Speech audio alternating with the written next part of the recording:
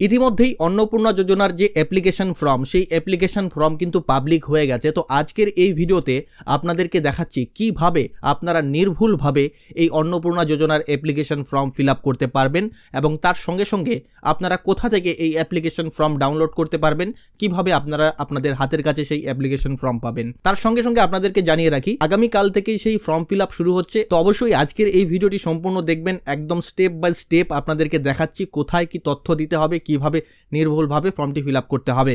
নমস্কার, আপনাদের সঙ্গে রয়েছে আমি সমীর, আপনি দেখছেন মাই স্মার্ট সাজেস্ট। ভিডিওটিকে অবশ্যই লাইক করুন এবং শেয়ার করে অন্যকে দেখার সুযোগ করে দিন।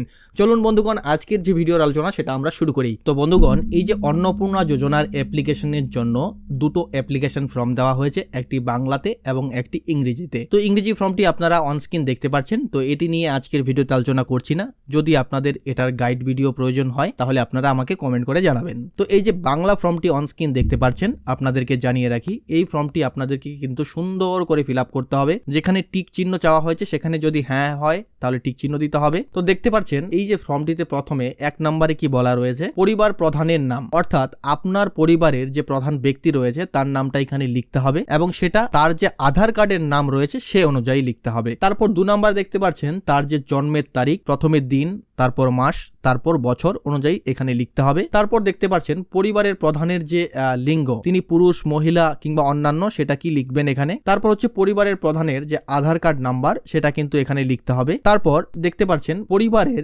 ডিজিটাল রেশন কার্ডের আইডি নাম্বার যদি থাকে তাহলে সেটা কিন্তু এই যে এখানে আপনাদেরকে লিখতে হবে 5 নম্বরে। তারপর হচ্ছে আপনার পরিবারে কতজন সদস্য রয়েছে সেটা সংখ্যায় লিখবেন এখানে 6 নম্বরে। তারপর 7 নম্বরে দেখুন আপনার যে স্থায়ী ঠিকানা রয়েছে সেই ঠিকানা লিখতে হবে এবং 8 নম্বরে রয়েছে যোগাযোগ, অর্থাৎ আপনার পরিবারের যে প্রধান ব্যক্তি রয়েছে তার আধার কার্ডের সঙ্গে যে মোবাইল নাম্বারটি রয়েছে সেটি কিন্তু এখানে লিখতে হবে। তারপর আমরা চলে যাচ্ছি আপনার পরিবারের যে ডিটেলস, সেই ডিটেলস কিন্তু এখানে দিতে হবে সুন্দর করে 9 নাম্বার থেকে। তো দেখতে পাচ্ছেন এখানে কি কি দিতে হচ্ছে, আপনার পরিবারের যে সদস্যদের নাম, তাদের জন্ম তারিখ, তাদের লিঙ্গ এবং পরিবারের প্রধানের সঙ্গে তাদের কি সম্পর্ক রয়েছে এবং তাদের আধার কার্ড নাম্বার সমস্ত সদস্যের কিন্তু দিতে হবে। তো দেখুন এখানে অন্নপূর্ণা যোজনার জন্য সেই ব্যক্তি আবেদন করছে কিনা বা করা হচ্ছে কিনা, যদি হ্যাঁ হয় তাহলে হ্যাঁ করবেন আর না হলে না করবেন। তো এবার হচ্ছে দেখতে পাচ্ছেন বয়স, আপনার পরিবারের যে সদস্যকে অ্যাড করছেন তার বয়স যদি 5 বছরের কম হয় তাহলে সেখানে কিন্তু আধার কার্ডে না কথাটি উল্লেখ করবেন,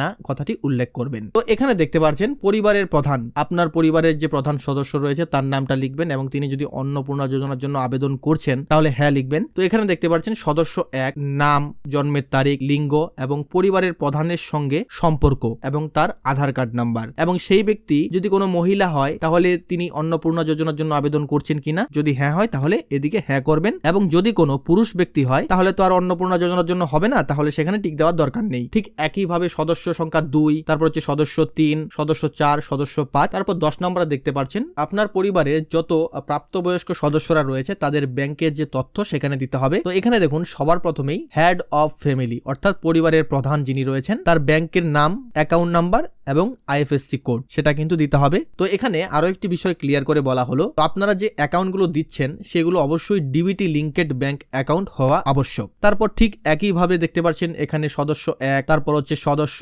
2, সদস্য 3, সদস্য 4 এবং সদস্য 5 এইভাবে কিন্তু দেওয়া রয়েছে। তো এখানে আপনি পরিবারের প্রধান যাকে দিয়েছেন তারটা কিন্তু সবার প্রথমে এই যে দেখতে পাচ্ছেন HOF লেখা রয়েছে, হেড অফ ফ্যামিলি, তারটা এখানে দেবেন। তারপর এক এক করে সিরিয়ালি লিখবেন। তারপর এখানে দেখতে পাচ্ছেন নিচের দিকে 11 নম্বরে কি চাওয়া হয়েছে, আপনার পরিবারের যত প্রাপ্তবয়স্ক সদস্যরা রয়েছে তাদের সকলের যে ভোটার কার্ড নাম্বার সেটা কিন্তু এখানে লিখতে হবে। এই যে দেখতে পাচ্ছেন এপিক নাম্বার এবং আপনার বিধানসভা ক্ষেত্রের যে অংশ সেটা কিন্তু লিখতে হবে, অর্থাৎ আপনার কনস্টিটিউয়েন্সি নাম্বার সেটা কিন্তু এখানে লিখতে হবে। ঠিক একইভাবে দেখতে পাচ্ছেন সদস্য 1, সদস্য 2, সদস্য 3 এভাবে কিন্তু দেওয়া রয়েছে, সেগুলো সব 5টি পর্যন্ত দেওয়া রয়েছে সেটি উল্লেখ করবেন। এবং 12 নম্বরে দেওয়া রয়েছে বিভাগ, আপনি কি অসংরক্ষিত ইউআর বা অসংরক্ষিত আর্থিকভাবে দুর্বল ইউআর, ইডব্লিউএস, তপশিলি জাতি, তপশিলি উপজাতি, অনগ্রসর শ্রেণী বা বিশেষভাবে ঝুঁকিপূর্ণ জাতি জনগোষ্ঠী যারা রয়েছেন তারা এখানে এই ঘরগুলোতে টিক দেবেন, আপনাদের ক্ষেত্রে যেটা প্রযোজ্য হবে।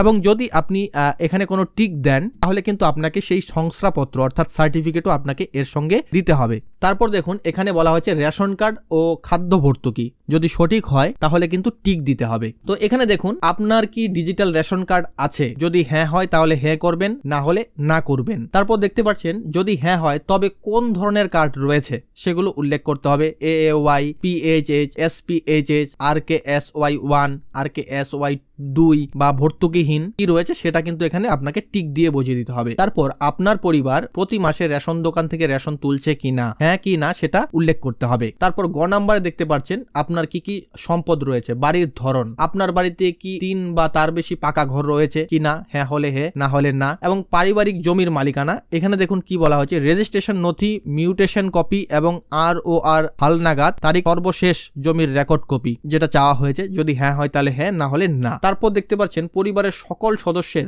মোট জমির পরিমাণ কত শতকে সেটা কিন্তু এখানে উল্লেখ করতে হবে। রেজিস্ট্রেশন নথি, সর্বশেষ ROR জমির নথি সেটা কিন্তু এখানে উল্লেখ করতে হবে। তারপর হচ্ছে যানবাহন, এখানে দেখুন বলা হয়েছে যে আপনি অথবা আপনার পরিবারের কোনো সদস্যের যদি অবাণিজ্যিক মোটর চালিত 4 চাকার গাড়ি থাকে তাহলে হ্যাঁ করবেন, না হলে না করবেন। যদি হয় তাহলে সেই গাড়ির যে সংখ্যা এটি উল্লেখ করতে হবে এবং গাড়ির যে রেজিস্ট্রেশন নাম্বার সেটি এখানে দিতে হবে এবং গাড়িটি কি জিপ গাড়ি না ট্রাক্টর না সেটা অন্তর্ভুক্ত করুন এবং সে যদি হ্যাঁ হয় তাহলে সেই মডেল নাম্বারটা কিন্তু এখানে লিখতে হবে, অর্থাৎ গাড়ির যে মডেল নাম্বার কি গাড়ি রয়েছে। তারপর এখানে দেখুন 5 নম্বরে বলা হয়েছে পরিবার ভিত্তিক সদস্যদের স্বাস্থ্য বীমা, যদি কোনো স্বাস্থ্য বীমা থাকে তাহলে হ্যাঁ করবেন, না হলে না করবেন। যদি হ্যাঁ হয় তবে সেটা সরকারি না বেসরকারি বীমা এবং অঙ্ক প্রিমিয়ামের যে বিবরণ সেটা কিন্তু উল্লেখ করতে হবে এবং সেই স্বাস্থ্য বীমা কার রয়েছে, হেড অফ ফ্যামিলি বা সদস্য 1, 2, 3 যা অ্যাড করা হয়েছে তাদের শখ এবং কার ক্ষেত্রে সেটা প্রযোজ্য হচ্ছে সেটা কিন্তু লিখতে হবে এবং সেটা যদি সরকারি হয় তাহলে সরকারিতে এবং যদি বেসরকারি হয় তাহলে বেসরকারিতে টিক দিতে হবে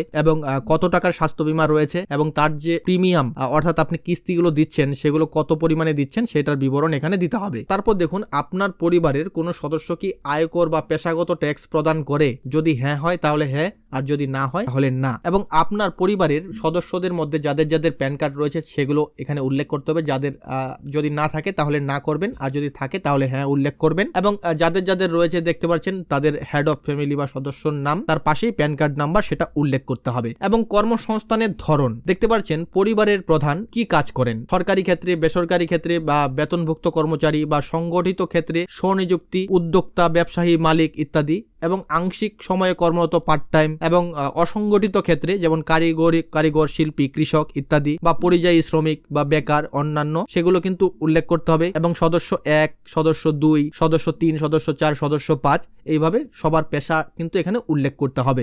তারপর দেখুন এখানে বলা হয়েছে পরিবারের শিক্ষিত প্রাপ্তবয়স্ক সদস্যের সংখ্যা এবং পরিবারের অশিক্ষিত প্রাপ্তবয়স্কের সংখ্যা, অর্থাৎ আপনার পরিবারে কতজন শিক্ষিত ব্যক্তি রয়েছে এবং কতজন অশিক্ষিত ব্যক্তি রয়েছে তার নাম্বার কিন্তু এখানে লিখতে হবে। তারপর দেখতে পাচ্ছেন পরিবারের সকল শিক্ষিত প্রাপ্তবয়স্ক সদস্যের সর্বোচ্চ শিক্ষাগত যোগ্যতা প্রদান করুন। আপনার পরিবারে যে শিক্ষিত ব্যক্তিরা রয়েছে তাদের মধ্যে যে সর্বোচ্চ শিক্ষাগত যোগ্যতা রয়েছে সেই শিক্ষাগত যোগ্যতার তথ্য কিন্তু এখানে দিতে হবে এবং পরিবারের আপনার পরিবারের যে হেড মেম্বার রয়েছে তার শিক্ষাগত যোগ্যতা কি রয়েছে, সদস্য 1, 2, 3, 4, 5 এভাবে দিবেন। তারপর দেখতে পাচ্ছেন এখানে বলা রয়েছে 5 নম্বরে কোন সদস্য কি কোনো সাংবিধানিক পদ, মন্ত্রী, সংসদ, বিধায়ক, পৌরস্থানীয় সংস্থা বা পঞ্চায়েত সংস্থার পদ প্রাক্তন বা বর্তমান ধারক, যদি হয় তাহলে হ্যাঁ, না হলে না এবং যদি হ্যাঁ হয় তাহলে তিনি যে পদে রয়েছেন এবং তার সদস্য সংখ্যা বা সেটা কিন্তু এখানে লিখতে হবে এবং তার জন্য কিন্তু প্রয়োজনীয় নথি থাকলেও কিন্তু জমা দিন বা স্বঘোষণাতে আপনাকে লিখতে হবে এবং কোন সদস্য কি সরকারি পেনশনভোগী, যদি হয় তাহলে হ্যাঁ আর যদি হয় তাহলে